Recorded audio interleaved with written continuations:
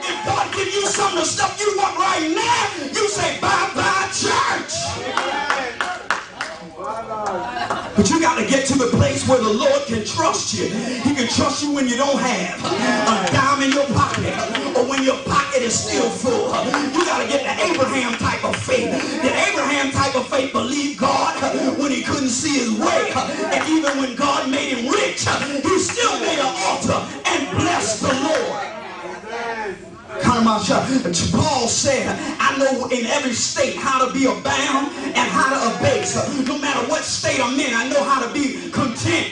Any content folk up in here, you got to learn how to be content when things is going your way and when it's not going your way. You got to be content when you got a pocket full of money and when you don't have a dime. You got to still be able to praise him. Your praise ought not be based on what you got, because when God blesses us, he didn't give us good luck. He didn't give us what we call happiness. But he blessed us with a word that means I'm empowering you. I'm making you fully satisfied. And it's not based on what you have or what you don't have, but it's based on who I am and the relationship that you have with me. I'm fully satisfied. So in every season of my life, I can learn how to bless him. Listen out, God. You got to give the devil his weapon back. If the devil knows he can take your stuff, it's going to make you stop praising him. He always take your stuff. But you got to say, I'm going to bless him when I don't have my stuff. I will still bless him. Come on up in here. The devil knows if he can make us mad, make us busted and disgusted, if he knows that he can use that brother or sister to get on your last nerve and you won't come to church no more, he always has somebody getting on your nerve. But you got to get rid of that weapon. You got to let him know, even though folk get on my nerve, I'm still going to bless the Lord. I'm still going to love you anyhow. Come on up in here. And then you know he can't use that against you no more, because that didn't get to you. Somebody shout. Hallelujah. Look here. Yes. Man, let me teach you to get out of the way. He said, ye do the deeds of your father. Then they said to him, we be not born out of fornication. In other words, we wasn't born out of unlawful relationship. We had one father, even God. Jesus said unto them, if God were your father, you would love me. Oh, come on up in here. There it is right there. Anybody up in here hating?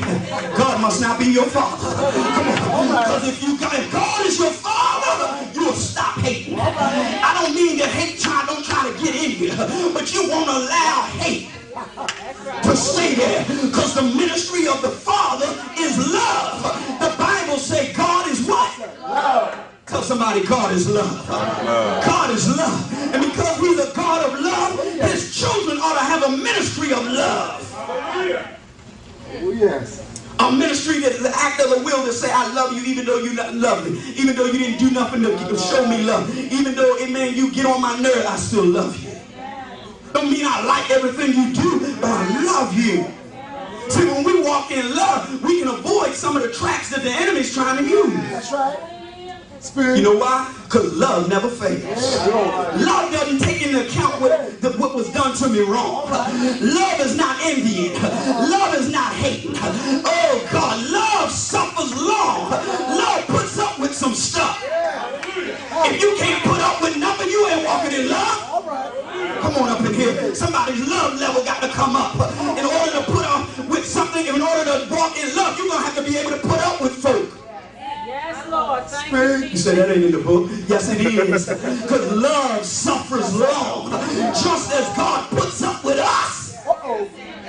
Oh, yeah. We got to be able to put up with each other. Fathers, you got to be able to put up with your children. Yes. Want to tear up the whole house because everybody get on your nerves. You got to have some long suffering. Father, you got to remember you was a child. Come on up in here. Father, you got to be able to put up with mama. That's right. All right. Say something. Remember that she the weaker vessel. She can't take everything you can take. God made you a little stronger in the natural. So you got to, amen, consider her. Come on up in here. We got the Father. You know what else he is? The Father is the foundation. Yes. Jesus. Yeah. The Father is the source. Tell somebody, Daddy means source. Daddy means source. That's why we got to stop getting mad when the children. All right.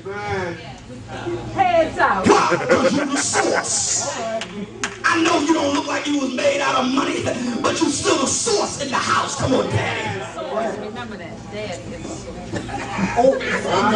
Father, you important. You important because without you, the foundation is crumbling. But you are the one that holds up the house. I know we say we the head, but actually we the head and the foundation. Oh, yeah, mercy. We're the Father is the one that's holding the house together.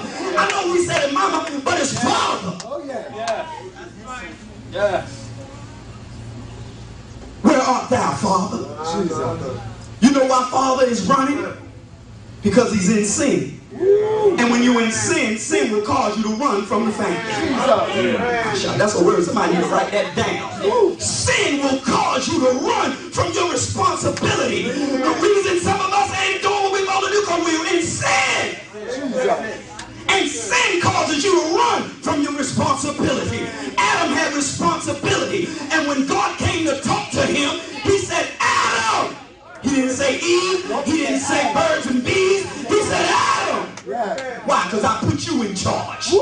Where are you?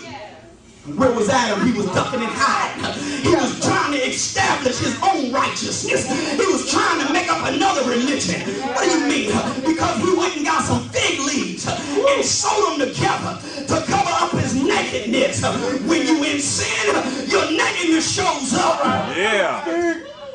It makes us embarrassed. Oh, kids will run outside and butt naked. They ain't embarrassed. You better not run out here. Come on there. You ought to be embarrassed. Adam ran and hid because he was in sin. Sin causes daddy to leave the house, run from his responsibility. He's trying to cover up. He's hiding. He's ducking. Father, where are you? Jesus. Father is out of commission because he's wrapped up in sin. The Bible told Cain, sin lies at the door, and its desire is to rule over you. It's crouching. Daddy, sin want to get you. Daddy, sin want to tear you down. He wants to tear us down because he knows that we are what keeps this thing together. And if there are no fathers, oh God, we're going to be in a messed up state. I know sisters, we say I don't need a man, and I know we say I don't need no father here, and that's all right sometime. But if we really going to be a people, we need some daddies. Don't have mercy. We need some fathers. Come on up in here. And the reality of the fact is, the sisters want daddy. They want the father. Y'all know it's right. Even the wife wants daddy, because when she takes the hand of her husband, he not only is her husband, but he's her daddy too. Let me say it again. All right, say it. When she takes the hand of her husband, he is not only your husband, but now he's also your daddy. My wife says, daughters, girls, here comes daddy. All right. Now I know she's using that for them, but guess what? That means for her too. Y'all ought to shout hallelujah. Because when Mr. Al, break your hand, Mr. Al, that's my father-in-law. When he, amen, when I asked her could I marry her, he said he talked to me and he said you can have her, but you better take care of her, because that's my best woman. Come on up here. That's what he told me. I still remember that. Meaning that when she leaves his house, he's putting her in my trust. Meaning that I'm looking for you, Keith, to take care